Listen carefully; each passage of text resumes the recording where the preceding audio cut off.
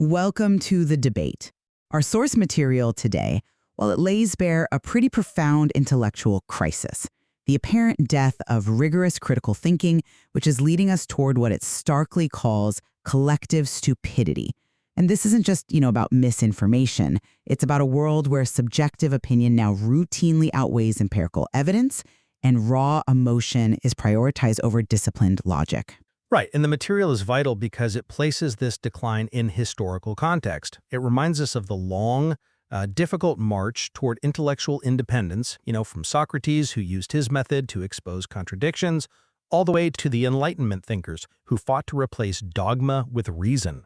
That foundation, which is absolutely essential for any functioning democracy or scientific pursuit, it really does appear to be crumbling under modern pressures. And that context brings us directly to our core disagreement today. What is the primary driver of this severe intellectual decline? Is the contemporary weakening of critical thinking fundamentally a cognitive failure rooted in internal limitations, specifically information overload and the resulting atrophy of the individual mind's reasoning capacity? Or is this crisis primarily a structural and, I'd argue, cultural failure? I'm going to argue that it is the external forces, these profit-driven technological systems and engineered environments that generate powerful echo chambers and frankly weaponize sensationalism. I maintain the problem is manufactured and overwhelming, fundamentally external to the individual brain. And I hold the perspective that the decline is fundamentally about cognitive atrophy. While the environment is certainly hostile, the intellectual defense mechanism, the mind itself, is weakening. It's being eroded by convenience and, frankly, the sheer volume of data it was just never designed to process. And I maintain that the crisis is structural because the systems around us actively manipulate attention, they incentivize groupthink over thoughtful skepticism, and they make genuine, sustained intellectual independence an almost impossible, heroic act for the average person. So my opening argument centers entirely on the weakening of System 2.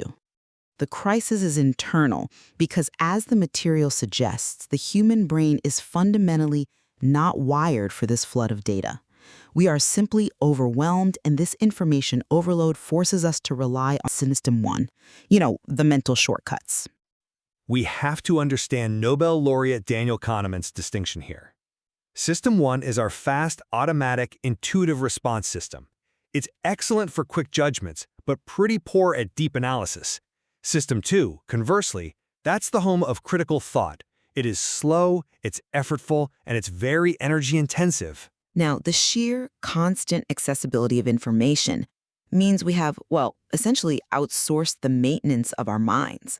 The reliance on Google, powerful calculators, generative AI, it means that System 2 weakens like an unexercised muscle. We are literally losing the biological capacity for cognitive exertion. And the most compelling evidence I see for this atrophy is the Google effect. Studies show we don't bother encoding information deeply into memory anymore. We remember where the answer resides, the URL, the search term, rather than the answer itself. This subtle shift from knowledge possession to knowledge access means the raw, synthesized material required for novel critical thought is just constantly absent. If the machinery of rigorous thought is atrophying due to internal laziness and external convenience, the failure starts inside the mind. Okay, I come at it from a different way. I fully respect the neurological reality of System 1 and System 2. I absolutely do. But the structural forces, I believe, actively override any natural inclination towards sustained, effortful thought. It's not just that the information exists, it's that the environment is deliberately engineered to suppress System 2 engagement, regardless of how strong that muscle might, theoretically be. The problem is the external, profit-driven corruption of the landscape. I see two primary external drivers responsible, and both rely on amplifying our weaknesses. First, you've got echo chambers. Social media algorithms, they're designed not for truth, but for engagement, which means amplifying tribal instincts and reinforcing confirmation bias. This fosters groupthink, and what the material terms blind loyalty to their group, where individuals simply stop asking that crucial question, why do I believe this? Which is the very first step of critical thought. Secondly, sensationalism. Modern media operates on the cold principle that attention equals profit, which demands constant high-stakes drama. Exaggerated headlines, manufactured crises, they provoke immense anxiety, triggering emotional, knee-jerk reactions and immediate engagement. This constant high-stress state is the perfect system to suppressant. This cultural environment fosters the collective stupidity you mentioned earlier by making sober, collective problem-solving functionally impossible. That's a compelling explanation of the hostile environment, And I grant that the modern media landscape is incredibly noisy and, yes, actively hostile to deep thought. However, I would frame the core issue differently. While algorithms and sensationalism are powerful distractions, the capacity for critical thinking, the ability to examine claims, analyze sources, cut through illusions, that was always conceived as an individual discipline. I mean, we go back to Socrates. His greatest intellectual defense was his profound humility. I know that I know nothing.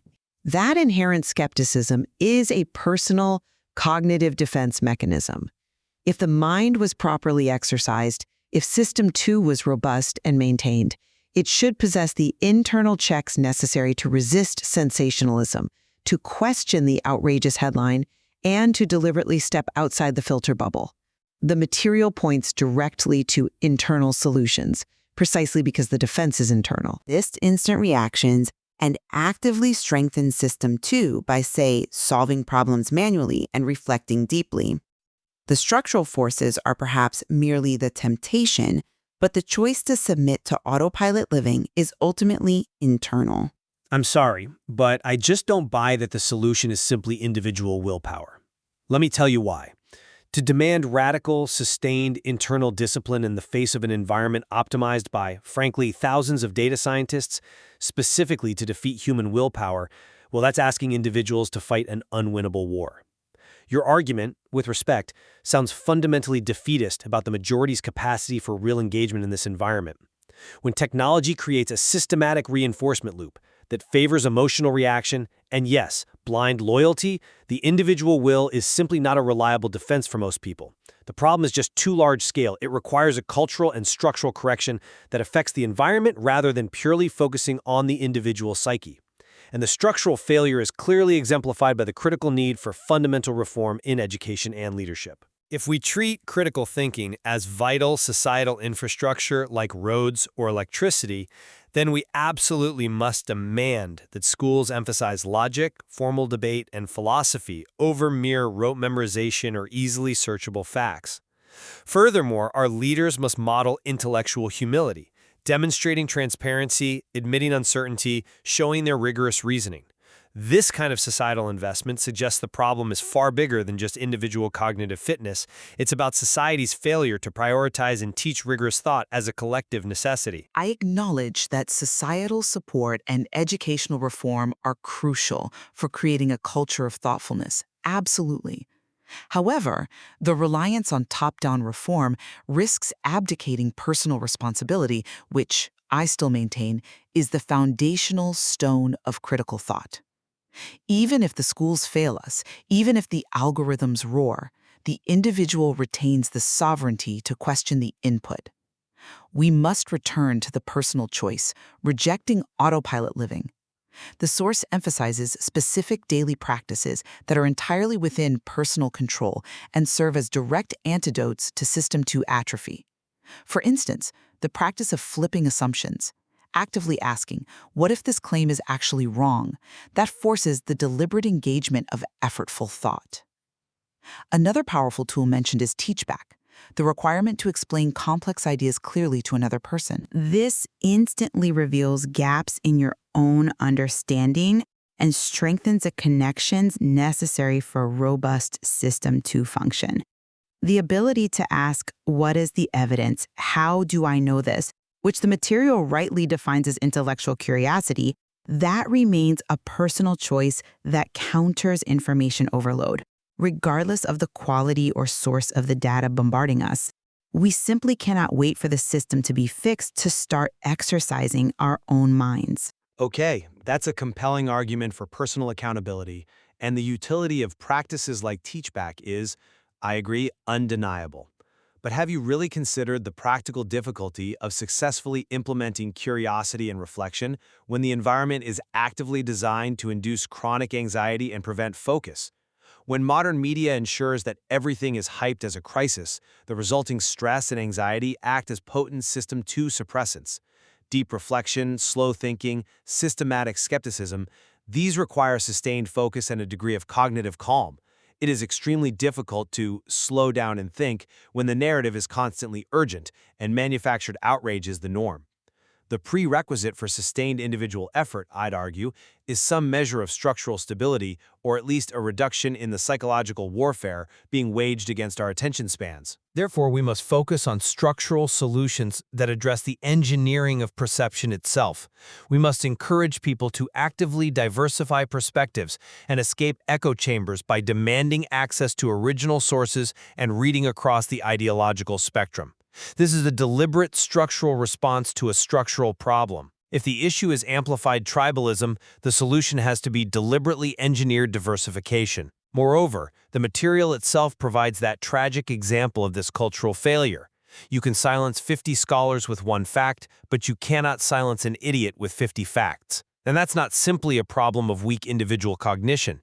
It points to a systemic cultural acceptance of irrationality that needs broad systemic pushback, and yes, better societal infrastructure for truth-seeking. I fully agree that media anxiety works against reflection, and I certainly recognize the profound difficulty faced by individuals fighting the current.